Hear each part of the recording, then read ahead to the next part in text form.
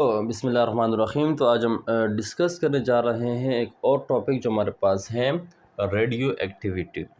देखें, radio activity एक ऐसा फिनोमेना है जो कुछ रेडियो एक्टिव एलिमेंट से कुछ इनविजिबल रेडिएशंस एमिट होती हैं, और वो जो इनविजिबल रेडिएशन जो सब्सटेंस एमिट करता है वो एलिमेंट्स कहलाते हैं रेडियो एक्टिव एलिमेंट्स, और जो फिनोमेना है सो होते हैं रेडियो एक्टिविटी। दोबारा बता देता हूँ, यानी हमारे पास कुछ ऐसे रेडियो एक्टिव एलिमेंट्स हैं जो कि कंटिन्यूसली क्या करते हैं, रेडिएशंस एमिट करते हैं। तो ऐसे सब्सटेंस या ऐसे एलिमेंट्स जो कि रेडिएशंस एमिट करते हैं स्पॉन्टेनियसली, वो सब्सटेंस या वो एलिमेंट्स कहलाते हैं रेडियो एक्टिव एलिमेंट्स। ठीक है, और जो फिनोमेना है वो कहलाती है रेडियो एक्टिविटी। क्लियर है यहाँ तक? तो रेडियो एक्टिविटी हमारे पास टू टाइप्स की होती है, एक होती है नेचुरल रेडियो एक्टिविटी, एक होती है आर्टिफिशियल रेडियो एक्टिविटी। तो आज हम डिस्कस करते हैं रेडियो एक्टिविटी के बारे में कि रेडियो एक्टिविटी की शुरुआत कब हुई। तो रेडियो एक्टिविटी की शुरुआत हुई हेनरी बेक्यूरेल, जो कि साइंटिस्ट था, ने क्या कर लिया, ये ऑब्जर्व किया कि कुछ ऐसे सब्सटेंस हैं, कुछ ऐसे एलिमेंट्स हैं जो कि कुछ इनविजिबल रेडिएशंस एमिट करती हैं। ये सबसे पहले जिस साइंटिस्ट ने ऑब्जर्व किया वो कौन था? Henry Becquerel. लेकिन इससे पहले मैं बताना चाहता हूँ कि हमारे पास जो रेडियो एक्टिविटी होती है, ये फिनोमेना कौन सा है? ये होता है न्यूक्लियर फिनोमेना होता है। क्या होता है? Nuclear phenomena. ठीक है, यानी ये जो प्रोसेस होता है वो न्यूक्लियस के अंदर होता है। न्यूक्लियस से ही कुछ एमिशन, कुछ रेडियो एक्टिव एलिमेंट्स होते हैं जिसका न्यूक्लियस अनस्टेबल होता है। उसके न्यूक्लियस से कुछ रेडिएशन निकलती हैं, किस किस के फॉर्म में? अल्फा, बीटा और गैमा के फॉर्म में निकलते हैं। ठीक है, तो ऐसे हमारे पास क्या होते हैं, ये जो फिनोमेना है कौन सा है? न्यूक्लियर फिनोमेना है। दूसरा क्या है? ये स्पॉन्टेनियस रेडिएशंस होती हैं। क्या होती है? स्पॉन्टेनियस रेडिएशंस एमिट करते हैं। ठीक है, स्पॉन्टेनियस रेडिएशन से मतलब ये है कि ये खुद ब खुद रेडिएशंस के एमिट करते हैं, किसी फोर्स की वजह से या किसी केमिकल चेंज की वजह से इसके ऊपर कोई असर नहीं होता, बल्कि कौन सा होता है, खुद ब खुद ये क्या करते हैं, इमिशन करते हैं इनविजिबल रेडिएशंस के। ठीक है, दूसरे क्या है? स्पॉन्टेनियस रेडिएशंस हैं। तीसरे क्या होते हैं? ये आज़ाद होते हैं फिजिकल और केमिकल चेंजेस से। ठीक है, किससे? फिजिकल एंड केमिकल चेंजेस से क्या होते हैं? बिल्कुल आज़ाद होते हैं। यानी फिजिकल और केमिकल चेंजेस का इन रेडिएशंस के ऊपर कोई असर नहीं होता। ठीक है, मतलब क्या है कि आप क्या करें, टेम्परेचर को बढ़ाएं, टेम्परेचर को इंक्रीज करने के बाद भी ये रेडिएशन एमिट होते हैं। ठीक है, टेम्परेचर को डिक्रीज करने के ऊपर भी ये रेडिएशन एमिट होते हैं। क्लियर है यहाँ तक? इसको प्रेशर अप्लाई करने के बाद, यानी प्रेशर या कंप्रेस करने के बाद भी इसके ऊपर कोई फर्क नहीं पड़ता, तब भी ये रेडिएशंस एमिट होते हैं। ठीक है, तो ये क्या है? न्यूक्लियर फिनोमेना है।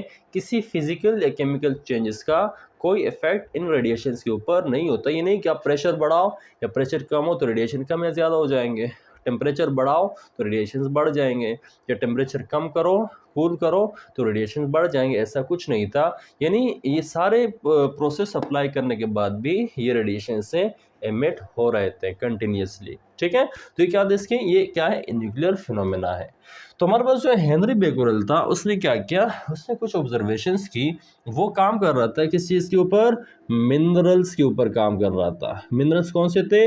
यूरेनियम के मिनरल्स थे। ठीक है, जिसको क्या नाम देते हैं? इसका नाम था पिच ब्लेंड। ठीक है, यानी पिच ब्लेंड एक मटेरियल था जो क्या कह रहे, यूरेनियम मिनरल्स के मटेरियल थे। तो उसके ऊपर एक काम कर रहा था, तो उसने देखा कि इस मिनरल से कुछ इनविजिबल रेडिएशंस एमिट होते हैं। क्या एमिट होते हैं? कुछ इनविजिबल रेज क्या हो रहे हैं? एमिट होते हैं। ठीक है, क्या होते हैं? एमिट होते हैं।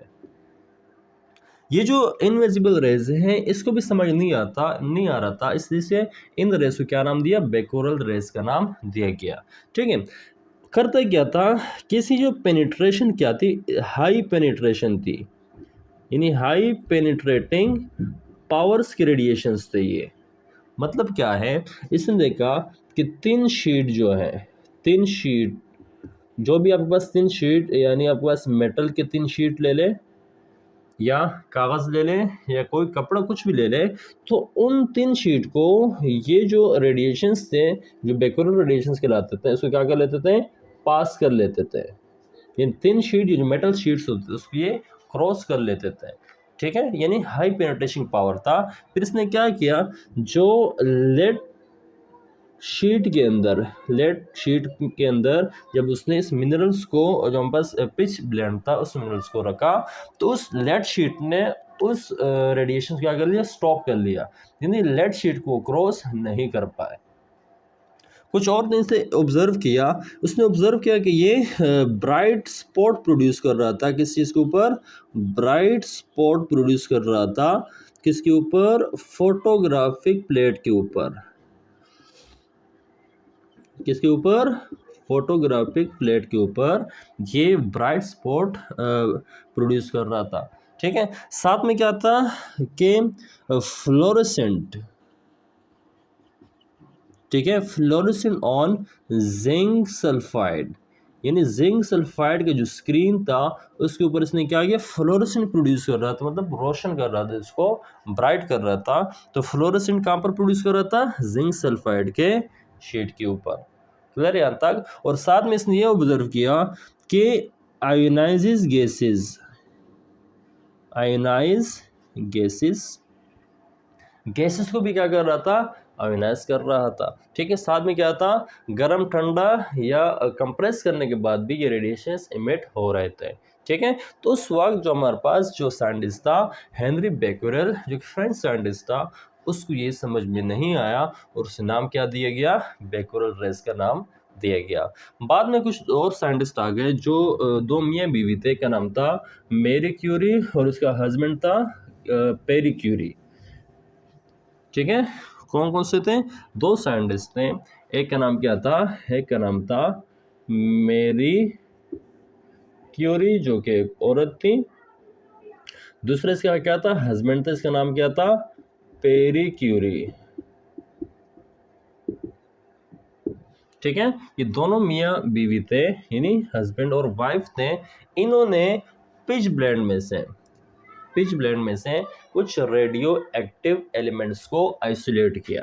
इन्होंने क्या कर लिया, पिच ब्लेंड में से कुछ रेडियो एक्टिव एलिमेंट्स को आइसोलेट किया। एक का नाम क्या था, रेडियम, दूसरे का नाम क्या था, पोलोनियम, ठीक है। यानी मियाँ बीवी थे, इन्होंने जो पिच ब्लेंड था, जो यूरेनियम मिनरल्स थे, उनमें से दो एलिमेंट्स जो रेडियो एक्टिव एलिमेंट्स थे, वो क्या था, एक रेडियम था, दूसरा क्या था, पोलोनियम था। उन्होंने इन दो रेडियो एक्टिव एलिमेंट्स को आइसोलेट किया, ठीक है। और ऐसे रेडियो एक्टिव एलिमेंट को उसने क्या नाम दिया, नेचुरल रेडियो एक्टिव एलिमेंट। ये क्या थे हमारे पास, ये थे नेचुरल रेडियो एक्टिव एलिमेंट्स, ठीक है। ये क्या थे, नेचुरल रेडियो एक्टिव एलिमेंट्स थे। और जो फिनोमेना था, फिनोमेना को उसने क्या नाम दिया, जो फिनोमेना था, फिनोमेना को उसने नाम दिया रेडियो एक्टिविटी। क्या नाम दिया, तो रेडियो एक्टिविटी, ठीक है। तो रेडियो एक्टिविटी की जो फिनोमेना था, दरअसल मैरी क्यूरी और पेरी क्यूरी ने दिया, जब उन्होंने रेडियो एक्टिव एलिमेंट्स को आइसोलेट किया। और ऐसे रेडियो एक्टिव एलिमेंट्स जो कि इनविजिबल रेडिएशंस कंटिन्यूसली एमिट करते हैं, उसमें क्या क्या, नेचुरल रेडियो एक्टिव एलिमेंट। और जो फिनोमेना था उसको क्या नाम दिया, नेचुरल रेडियो एक्टिविटी। अब सवाल यहाँ पर पैदा होता है कि क्राइटेरिया क्या है, जैसे कौन सा क्राइटेरिया है जिससे हमें पता चलता है कि फ्ला जो हमारे पास एलिमेंट्स है वो रेडियो एक्टिव है या रेडियो एक्टिव नहीं है। तो उसके लिए उसको भी हम डिस्कस करने जाते हैं। तो हमारे पास एक होता है, इसका नाम है स्टेबिलिटी बेल्ट। स्टेबिलिटी बेल्ट से हमें ये पता चलता है कि हमारे पास जो एलिमेंट्स होते हैं वो क्या है, स्टेबल हैं या अनस्टेबल हैं, ठीक है। एक फर्स्ट एक ग्राफ, आपके पास एक ग्राफ होता है, ठीक है। हमारे पास यहाँ पर होते हैं नंबर ऑफ प्रोटॉन, ठीक है, और वाई एक्सिस के ऊपर होता है हमारे पास नंबर ऑफ न्यूट्रॉन। ठीक है, और हमारे पास ये जो ग्राफ होता है कुछ इस तरह का होता है। ठीक है, किस तरह का होता है, कुछ इस तरह का ग्राफ बनता है। ठीक है, ये क्या है, इस ग्राफ का नाम क्या है, स्टेबिलिटी बेल्ट। अब स्टेबिलिटी बेल्ट क्या है इसको भी मैं बताता हूं। इसका नाम क्या है, स्टेबिलिटी बेल्ट। ठीक है, स्टेबिलिटी बेल्ट में हमारे पास जिन एलिमेंट्स की न्यूक्लियाई, यानी जिन एलिमेंट्स के जो न्यूक्लियाई हैं, अगर वो इस बेल्ट के ऊपर आ रहे हैं, बेल्ट के आसपास आते हैं, तो ऐसे एलिमेंट्स क्या होते हैं, स्टेबल होते हैं। ऐसे एलिमेंट्स क्या होते हैं, स्टेबल होते हैं। इन ऐसे एलिमेंट जिनके न्यूक्लियाई इस बेल्ट के ऊपर लाई करते हैं, इस एरो के ऊपर लाई करते हैं, तो ऐसे एलिमेंट्स क्या होते हैं, स्टेबल होते हैं। क्या होते हैं, स्टेबल होते हैं। ठीक है, फर्ज करें यहाँ पर, फर्ज मेरे पास यहाँ पर क्या है, एक एलिमेंट है ऑक्सीजन। क्या है मेरे पास, ऑक्सीजन है। ठीक है, ऑक्सीजन। फर्ज से ऑक्सीजन यहाँ पर इसके जो इसके अंदर नंबर ऑफ प्रोटॉन 8 है और नंबर ऑफ न्यूट्रॉन कितने हैं, 8 हैं। या फर्ज मेरे पास यहाँ पर क्या है, सोडियम है। ठीक है, सोडियम मेरे पास यहाँ पर क्या है, सोडियम। इस पास क्या हमारे पास क्या है, नंबर ऑफ प्रोटॉन इसके अंदर कितने होते हैं, 11, और नंबर ऑफ प्रोटॉन कितने होते हैं, 12।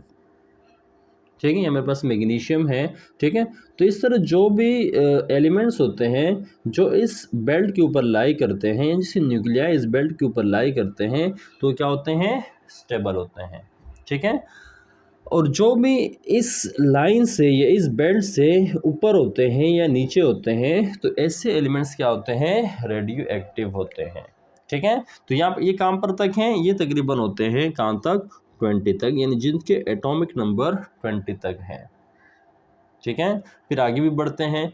लेकिन यहाँ की जो रेडियो एक्टिव का जो फिनोमेना है वो स्टार्ट कहाँ से होता है, वो स्टार्ट होता है जिसका एटॉमिक नंबर किससे, 82 से ज़्यादा है। एटॉमिक नंबर क्या है, जिसका एटॉमिक नंबर 82 से ज़्यादा है, वो एलिमेंट्स क्या होते हैं, वो होते हैं हाईली रेडियो एक्टिव।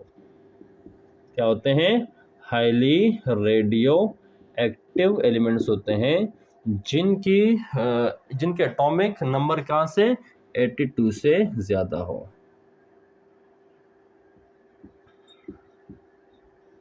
ठीक है, यानी जिन ऐसे एलिमेंट्स जिनका एटॉमिक नंबर 82 से ज़्यादा है वो हाईली रिएक्टिव हैं, और 20 से लेकर तकरीबन 82 तक, पर यहाँ पर क्या है, 82 है, तो यहाँ तक 82 तक के जो एलिमेंट्स हैं वो भी क्या आपके पास, वो स्टेबल होते हैं।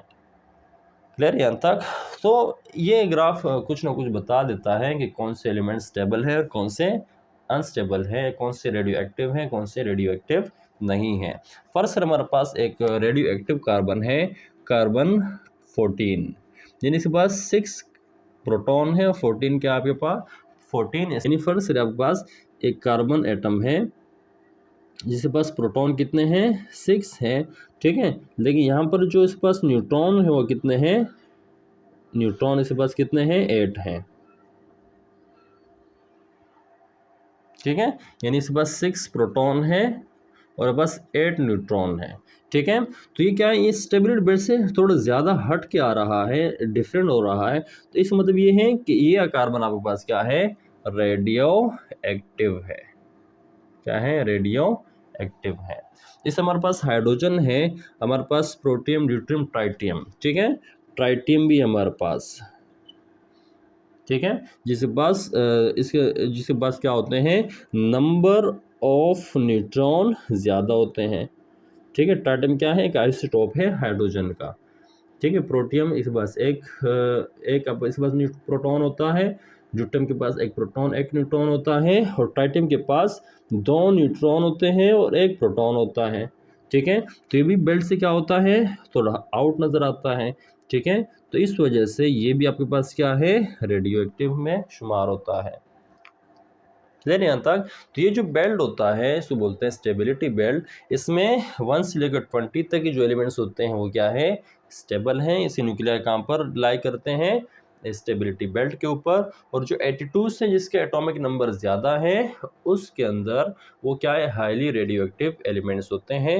ये हमारे पास पीरियोडिक टेबल के 2 सीरीज़ हैं, एक्टिनाइड और लेंथेनाइड्स हैं। जो एक्टिनाइड्स वो तकरीबन सारे के सारे रेडियो एक्टिव एलिमेंट्स में शुमार होते हैं। ठीक है, तो ये हमारे पास क्या था, रेडियो एक्टिव का फिनोमेना।